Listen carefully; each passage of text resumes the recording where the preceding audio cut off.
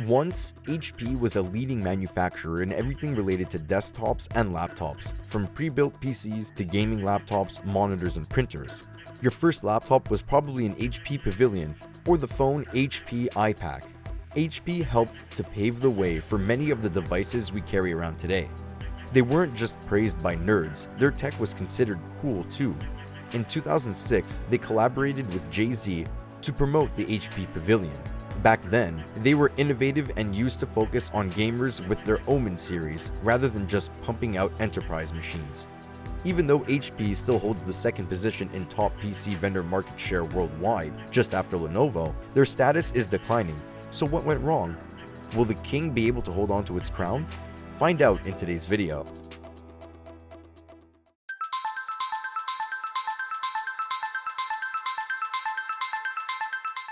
11%. That's how much HP's revenue fell down to $12.5 billion at the end of April 2020. With their revenue, the company's stock is also affected, and their customer base is also being diluted. Does it have anything to do with the split in 2015? Looking at the track record after the split, the once 10th largest company in the US stumbled down to 61 in ranking. Even before the 2015 split, Lenovo had overthrown HP and claimed the throne in 2012. According to Digimites, which even after 10 years HP couldn't overcome, not only that Apple is also forecasted to overtake HP's position. On top of these, the company's printing division is facing more problems than the other sectors, to the point where it's going through an existential crisis. So, how is a company which has a demand for its computers still declining? The pandemic hasn't been kind to any tech company, and HP is no exception either. Besides the depressing 11% decline in overall sales, the company's stock went down by 17%. Even with a demand for personal computers, since more people were working from home, the company saw 7% sales decrease to $8.3 billion. Besides these, the top management warned that the printing side of things can go through devastating declines compared to the last quarter. More on that later. So, why are the second largest PC manufacturers suffering to sell PCs?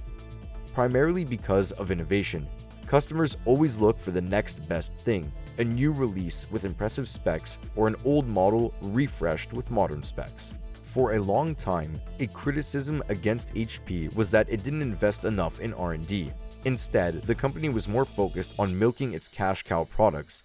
When it's understandable that a business will want to make the most out of its best sellers, that shouldn't be at the cost of innovation. In recent years, HP stopped focusing on consumer laptops. Their most popular releases were the HP Envy 13, the Spectre X360 14, Omen 15, EliteBook X360, and so on. These were once the most beloved laptops.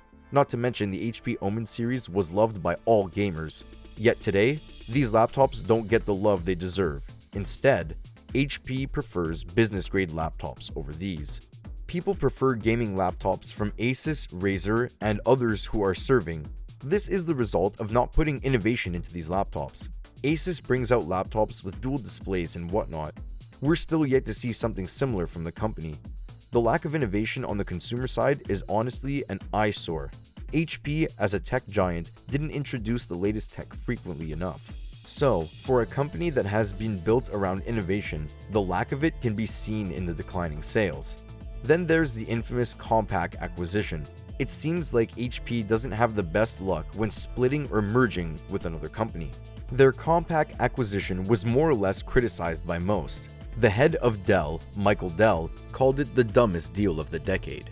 Also, Walter Hewitt, the co-founder's son, believed that the idea of a merger was fundamentally flawed.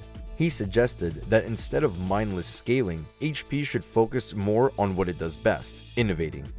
When being asked for a vote on whether the merger should take place or not, confused shareholders said yes. With 51.4% saying yes, the merger was completed. So what did this merger cost HP?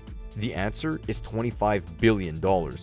With everything moving online, it's only natural that HP's ink tray is running dry, and the company is having a hard time refilling that. HP was reliant on its entire printing business as a stable source of revenue.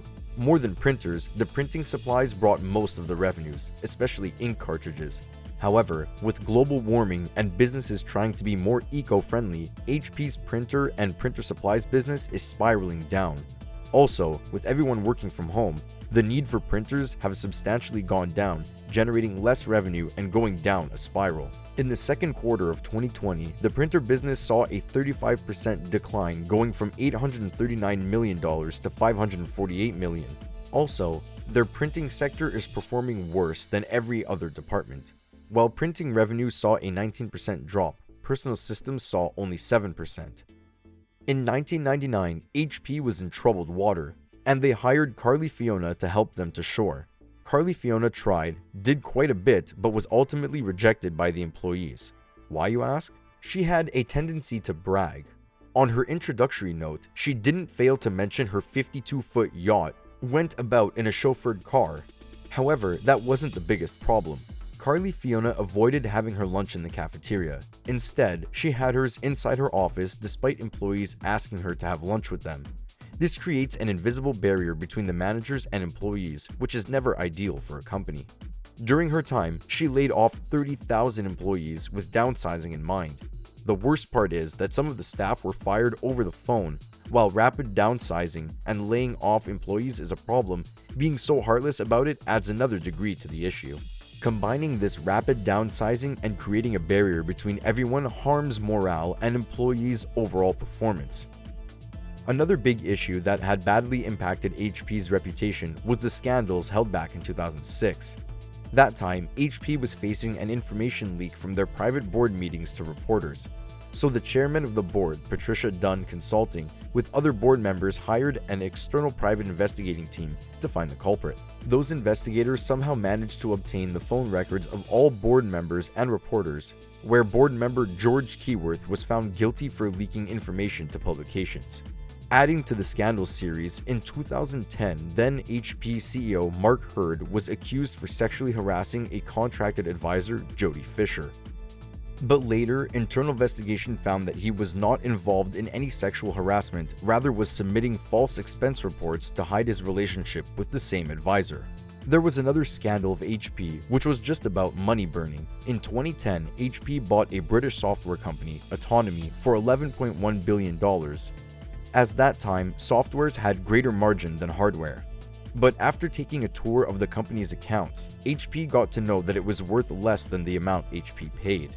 The company's value was only $8.8 billion, where Autonomy tricked HP by doing some irregularities in numbers. This eventually hurt HP's pocket in billions, which can be a major reason for the HP decline.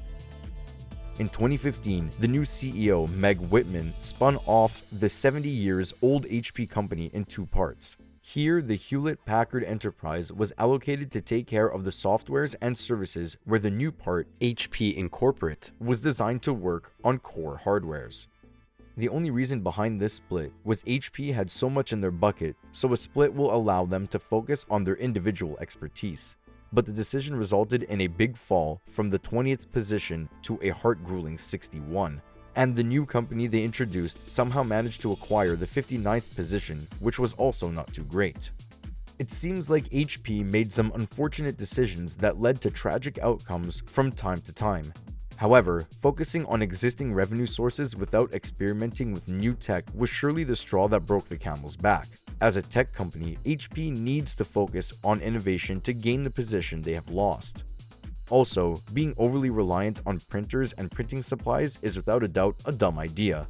With global warming on the rise and customers' preference for eco-friendly companies, HP needs to rely more on innovation than inks.